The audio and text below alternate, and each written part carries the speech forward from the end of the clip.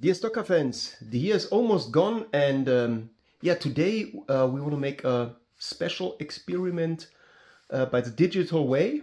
I want to talk to Pete Collins from Race to Reach Out because he had a great experience this year with racing BriSCA F1 for the first time in his life, and he can explain us a little bit how is the feeling to go into the car, to start the engine, to roll on the racetrack. It's a very special moment if you sit in the race car with a V8 power, 600 horsepower, what you've never done before, and yeah, you go on the racetrack. And now it's time for Pete. So greetings to the UK to explain what was going on when you sat in the Stock Car Formula 1 and start the engine. Hello Stock Car fans, hello fans of Stock Car Videos by Pierre.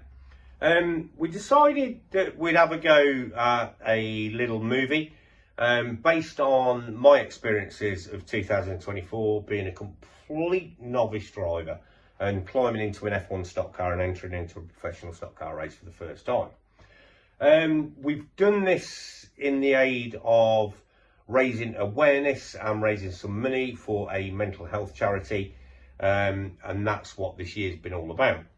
I actually finally climbed in and did my first ever race in July of 2024.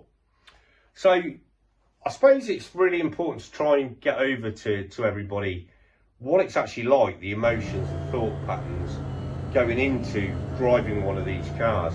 And to be truthful, in an effort and hope that if there's anybody out there that wants to fulfill that dream, you know, go for it. It is possible and you can do it.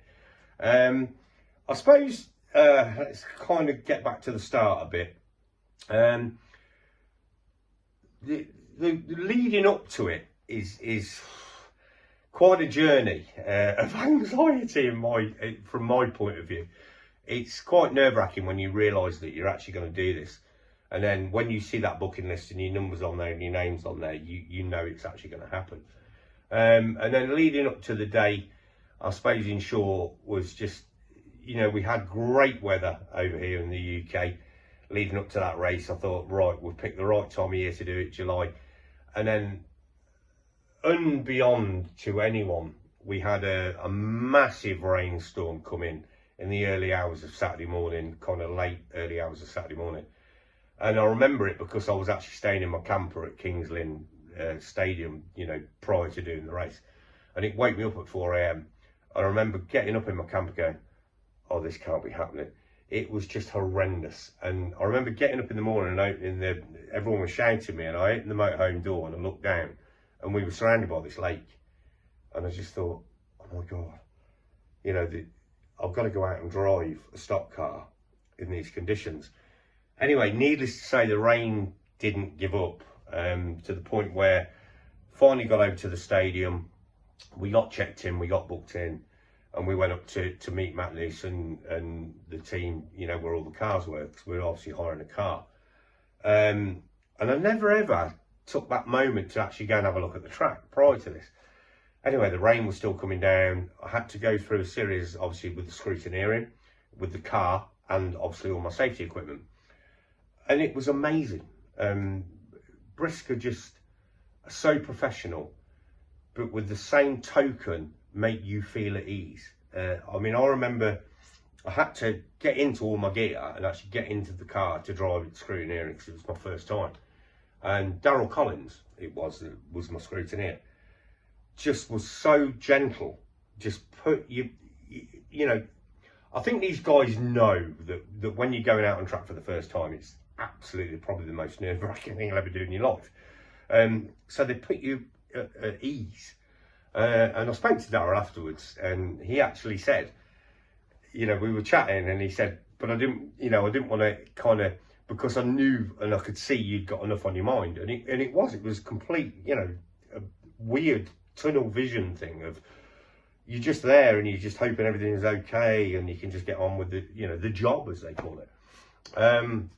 And then I had to go out for 5 laps practice, which is compulsory for a new driver, just to prove you can drive the car. Right down again, because you've got you have a race transmitter or receiver, sorry, with earplugs in, so you can hear everything race control say to you. And even at that point, I think there was 4 or 5 of us out on track doing our 5 laps practice, and they were brilliant. I think it was I can't remember the chap's name now, but they were just brilliant. They were just saying, look, you haven't got to prove anything. You've not got to go around that track flat out, you know, showing us you can put it sideways. We just want to see you can cope with the car and you can drive the car. And it was horrendous conditions.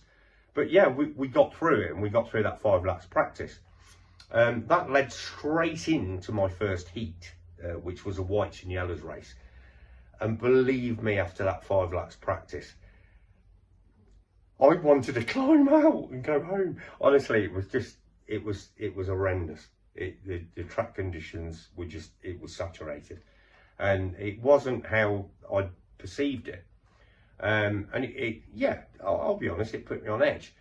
But I kind of parked up on the corner, and the other car started coming out so we could get lined up for that first whites and yellows heat. But yeah, it was a scary experience at that point. And it was kind of, I don't know, it really lots and lots of thoughts flooding through your head. Is what I'll do is I'll finish that there with the whites and yellows, and then I'll come back on and we'll carry on. Okay, cheers, bye.